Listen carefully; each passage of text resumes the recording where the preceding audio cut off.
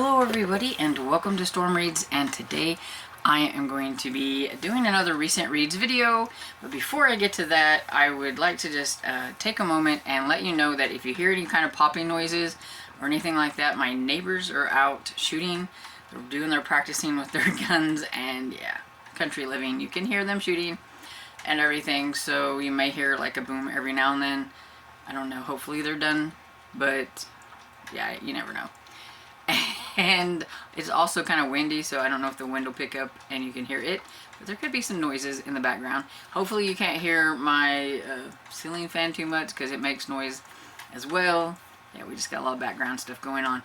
And I would also like to take a moment to say thank you to all my subscribers. I don't do that enough, and I should, but I noticed, that I have gained quite a few subscribers recently, and I haven't shouted out and said thank you, and so I would like to. My goal is to get to 1,000 subscribers by the end of the year. So if you haven't subscribed yet, please do so, because it is free. It doesn't cost anything to hit that subscribe button, and it helps me out. And so yeah, with that, we're just going to jump into the books because there's a lot of them. And so the first one is Scaredy Cat by James Patterson and Chris Grabenstein. This one is part of my deep dive into anything that has Chris Grabenstein's name attached to it, whether he wrote it himself or he is part of the James Patterson world, because there's quite a few of them that he has James Patterson is attached to them. So I'll be reading some of those. And this one, it was okay. It was a little silly. Basically, I would have liked it a little bit more, I think, if one of the cats had a different name. But I can understand that little kids reading this, they're probably gonna think it's hilarious to have a cat named Poop. But not so much for me, because I listened to it on audiobook, and having to listen to that name all the time, it wasn't quite that funny. So this is about Pasha and Poop, and they are two cats that were at a shelter, and they get picked up by the Wild family and taken home. And so now, instead of shelter cats, they are going to be house cats, and they just think, this is gonna be great, they're gonna have it made and everything. And then along comes the Scaredy Cat Ebenezer, who is the ghostly cat apparition around the cul-de-sac or wherever they're living, that pretty much rules the roost and tells the cats what they have to do, and if they don't do that, he creates kind of havoc, and he will go through and mess up the house, and then who's going to get blamed for it? The house cats that are there. And so Pasha and Poop are not really on board with this. They're pretty, especially Pasha, pretty stubborn, and we're not going to do this. And so they're going to try to rally some of the other cats in the neighborhood to try to fight against the ghostly cat and the Scaredy Cat, and kind of take back their home and all that kind of stuff, because they don't want to get kicked out and sent back to the shelter. They want to stay as a house cat. And pretty much what the Scaredy Cat was wanting them to do is pretty much all those things that cats do anyway. That where they knock things off and mess things up. So if you ever wondered why your cat does that, it's probably because Scaredy Cat. And so it was cute. 3 stars.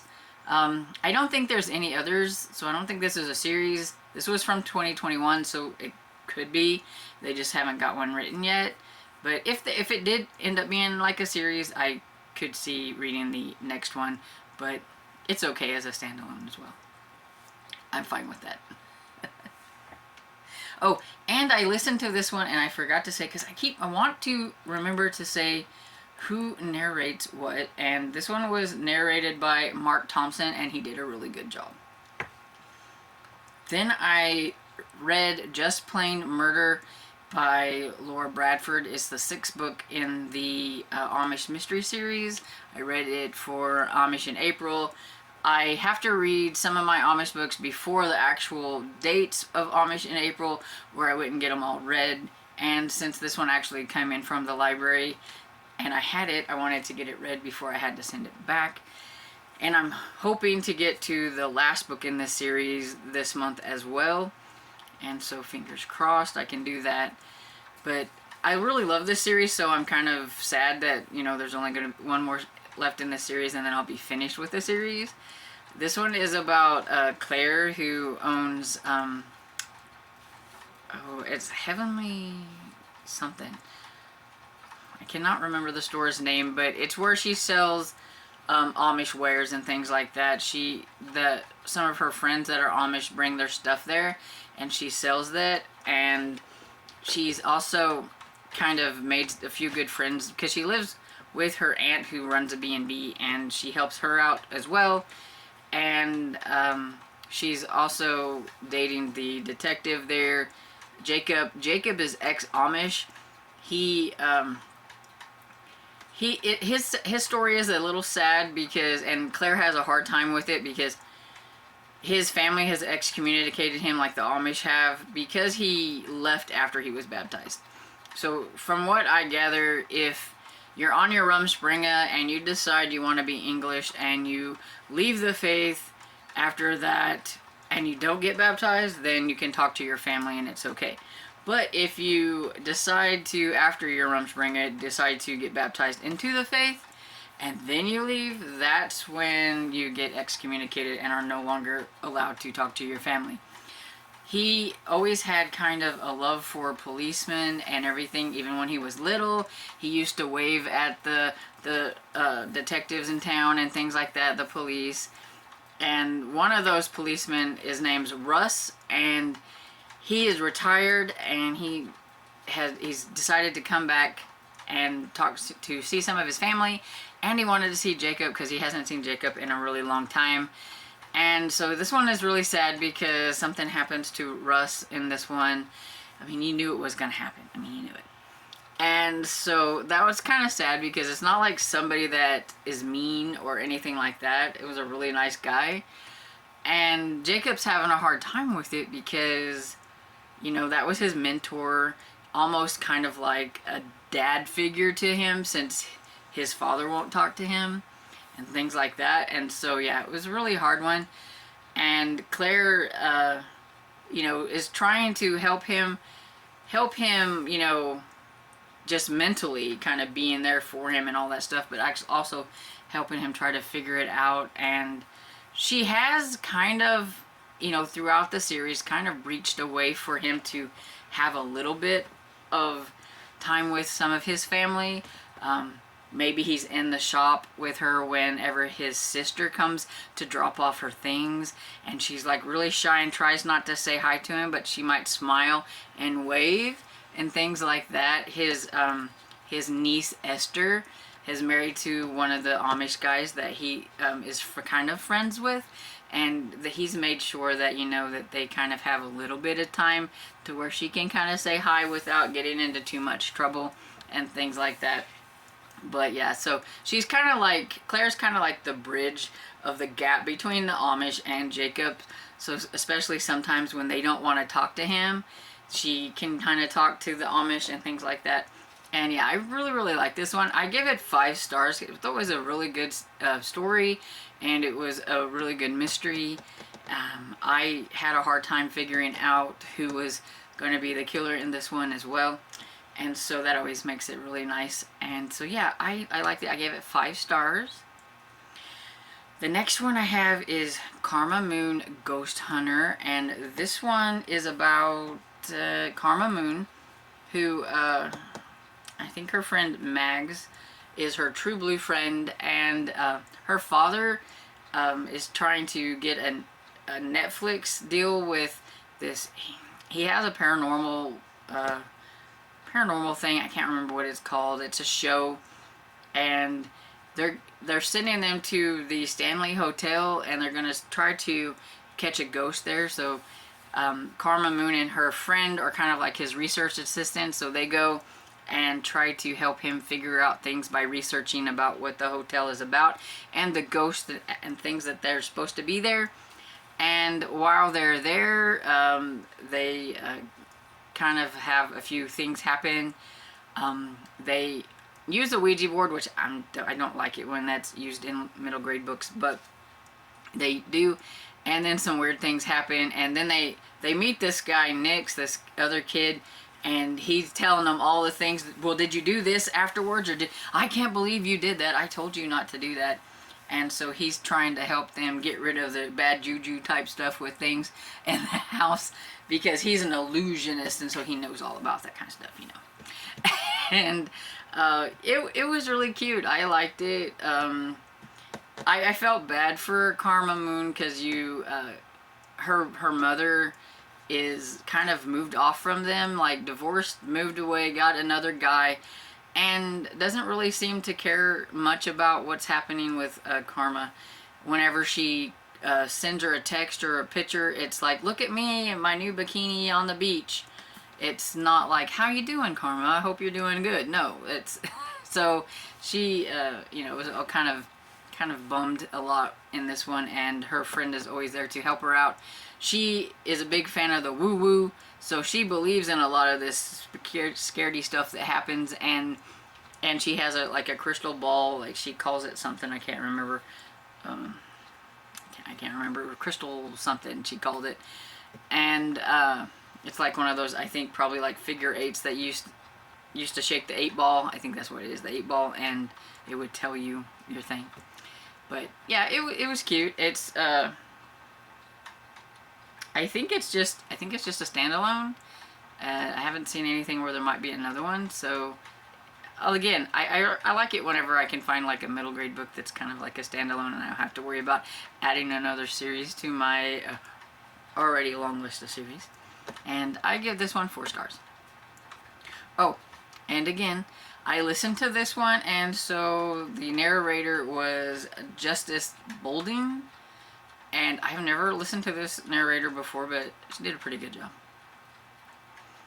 Then the next book I have is An American in Scotland. Now this one was an audio arc that I had, and so this one is by Lucy Connolly, and the narrator is Kimberly M.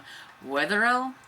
I could be like pronouncing that wrong, but the narrator was very, very good with this one, because she had to do the Scottish accent, plus the main character is from America, so we had the American accent too, and I thought she did a very good job. And not only with the accents and things like that, but she kind of gave a little bit of a different voice to a lot of the different characters, and I really thought that was she did an amazing job with that. I don't know, I don't ever look up the narrators to find out where they come from, so I don't know if she was Scottish or if she was American or whatever, but I just know that she did a very good job. Now, somebody who's from Scotland may listen to this and think something else, but since I just thought she did a pretty good job. Anyway, this one is about Amelia. I'm trying to remember.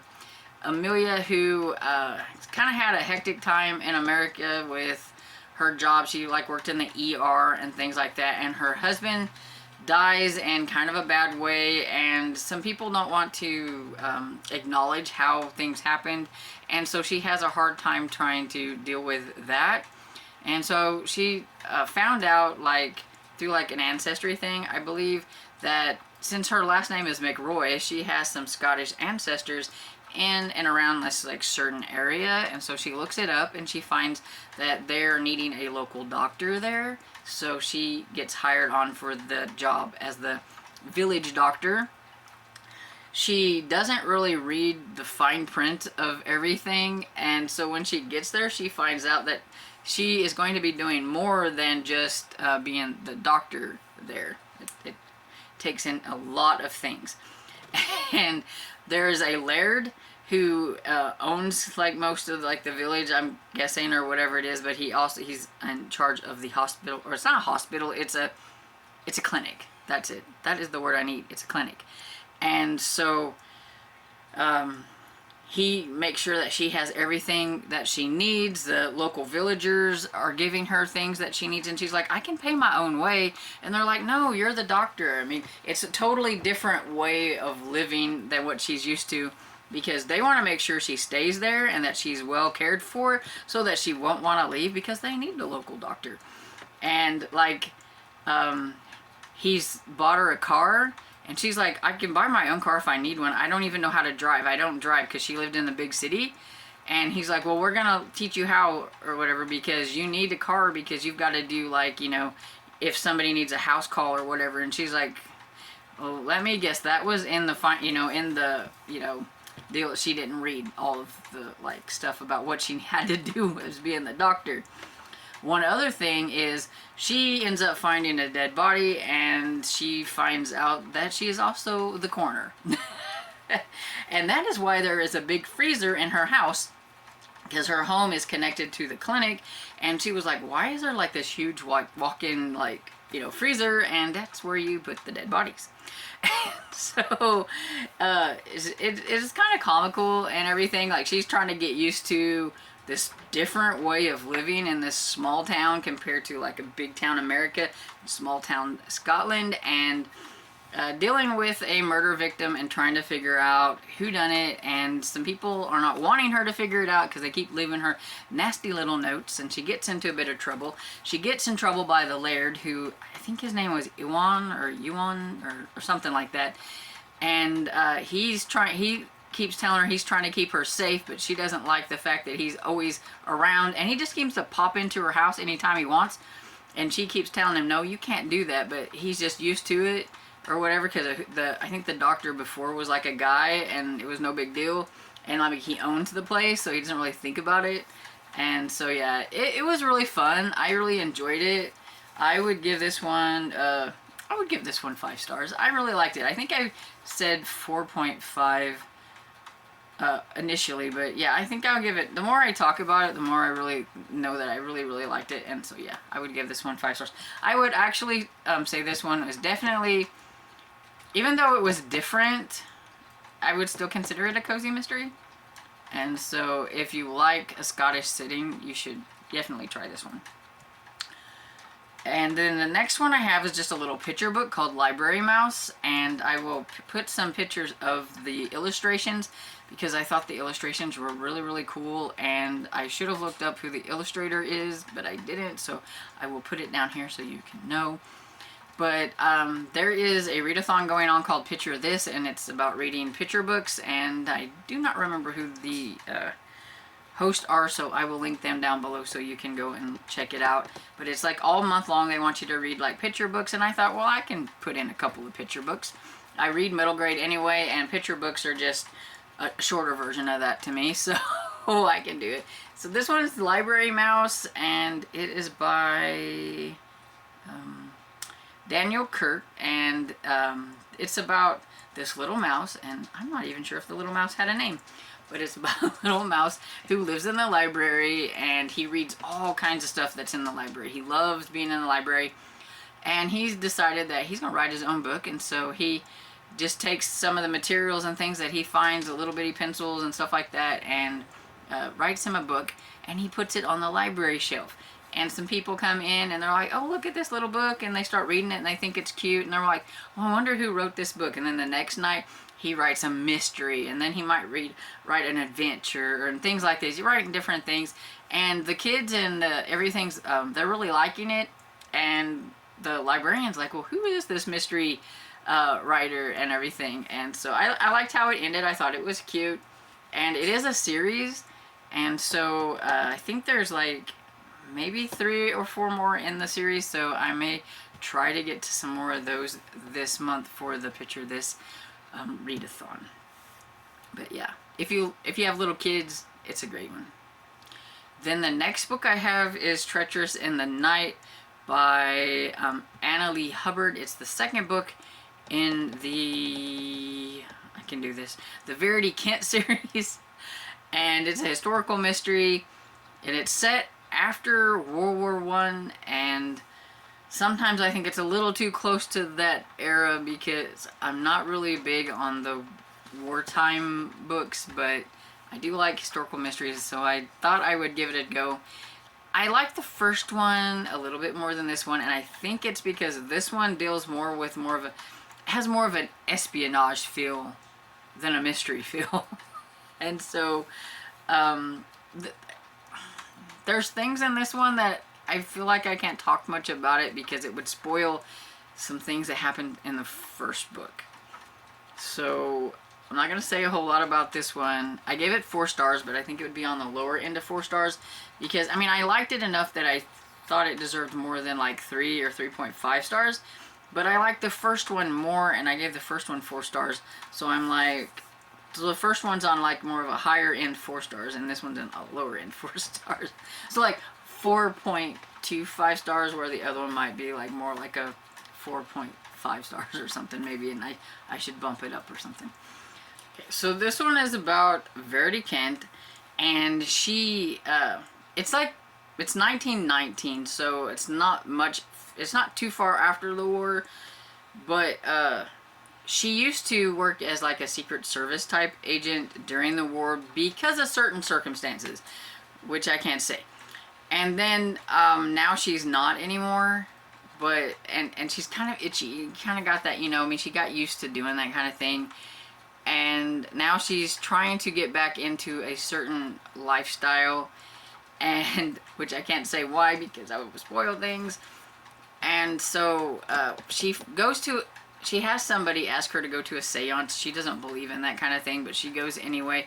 And while she's there, the lady doing the seance mentions somebody she knows from her war spy type days or whatever. And she's like, there is no way this person could have known that without something being leaked. And so she thinks there's some kind of leak in the Home Office, and so she's going to try to figure these things out, and that's pretty much what this one is about, without me saying too much to spoil anything, because I could add a lot, but then I would spoil things.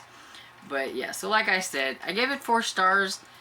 I am interested in trying the next one to see what goes on with the next one, and I'm hoping that the more I get into it, the more I will enjoy it. And this one I listened to on audiobook, and the narrator is Heather Wilds, and she does a really good job with the narration of this story.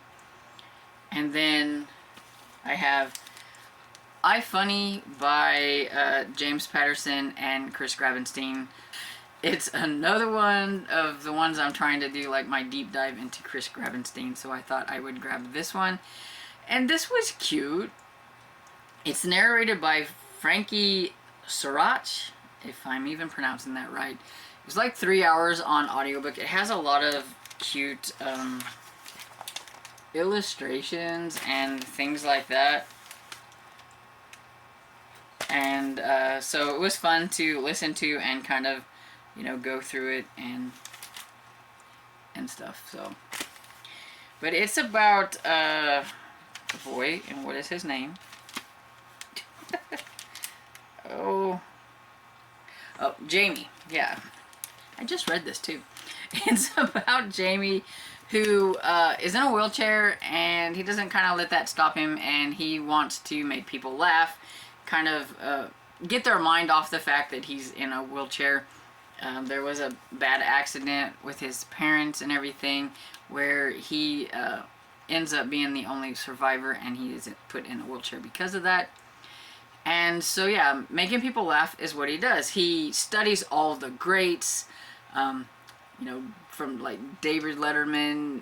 It mentions a lot Johnny Carson's, things like that, you know, of getting these jokes. And so then he tries to put jokes into like everything. Sometimes you think maybe he needs to tone it down on the jokes, because can he take anything serious? And some of his friends are even like that a little bit too. But in this one, there is a oh, does it say what it is? Because I can't remember. The funniest kid comic contest. I don't know why I couldn't remember that. And his, I think it's his uncle, says you should try it, you know, because you're a really funny kid. But he's afraid that, can he actually, is he funny? Can he actually get up there in front of people and be funny? And everything. So he's a little worried about that. So it's a lot about that and his anxiety with that. And do people just say he's funny because they don't want to hurt his feelings, or is he really funny? And this is his chance to try to prove that he really is funny.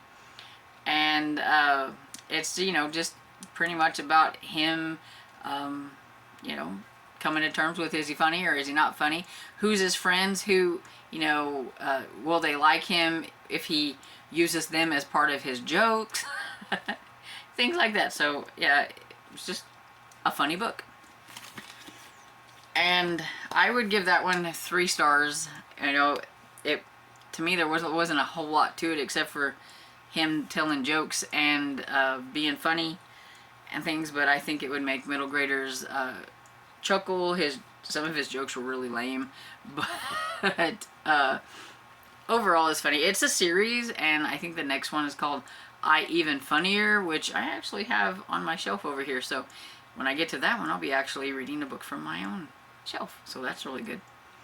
And so yeah, the next one, oh, the last one. The last one. I told you there was a lot. I finished this one last night, so I decided to include it in this, and that is The Last Party by Claire McIntosh. And this one, it's a hefty one.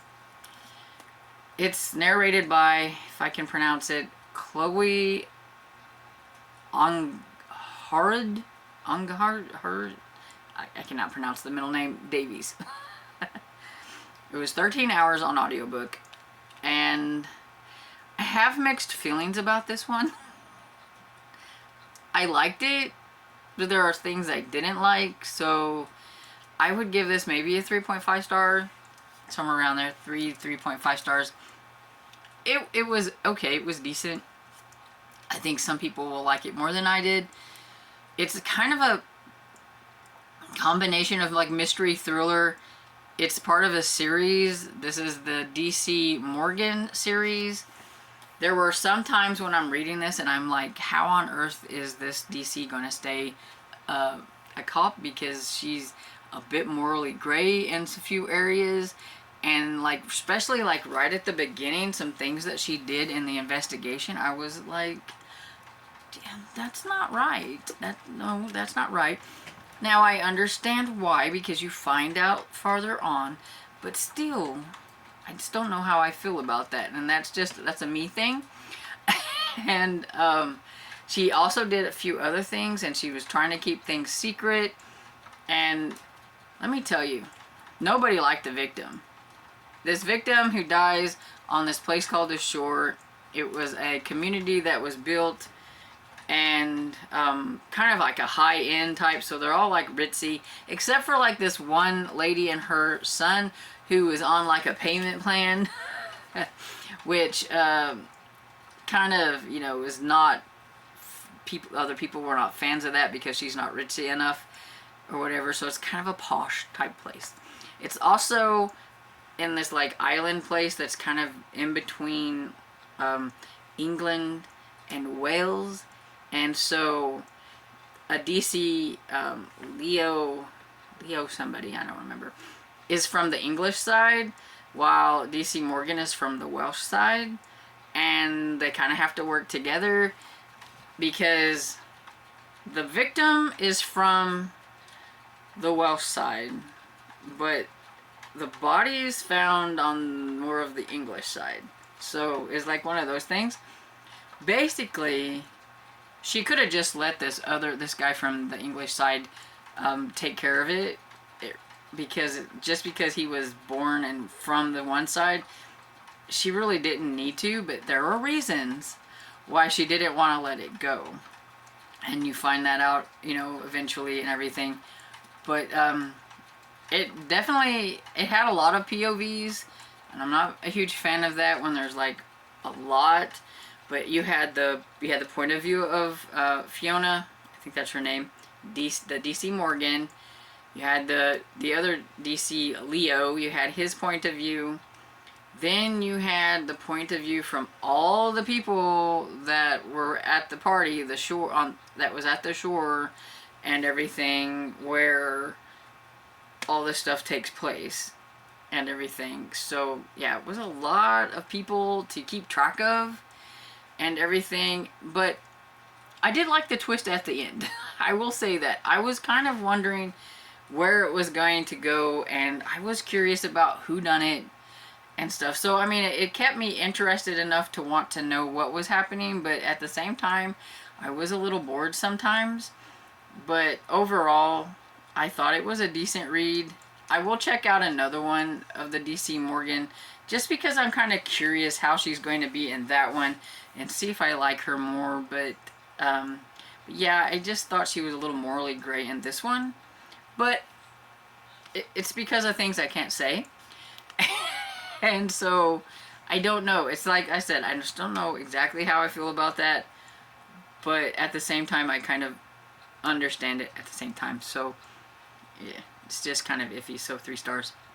But yeah, this one was also as part of my author appreciation I was doing, because I had read a Claire McIntosh book like in 2017, but then I never read any more from her. And I decided to try this one because it was a newer one and it was a part of a series. And so if you've read Claire McIntosh, let me know what are some of your favorites, so maybe I can try another one from her and see what I think about them. And yeah, this was a bit long. Sorry about that. I had a lot of books. I should have like broke it up, I guess. But anyway, so that's all of the books. And have you read any of these books? Let me know what you thought about them, especially if you have read The Last Party. I would really like to know what your thoughts are, non-spoilery thoughts on it. And yeah, so I hope you enjoyed this video, and if you did, please give it a thumbs up and subscribe, and I will see you all in the next video. Bye!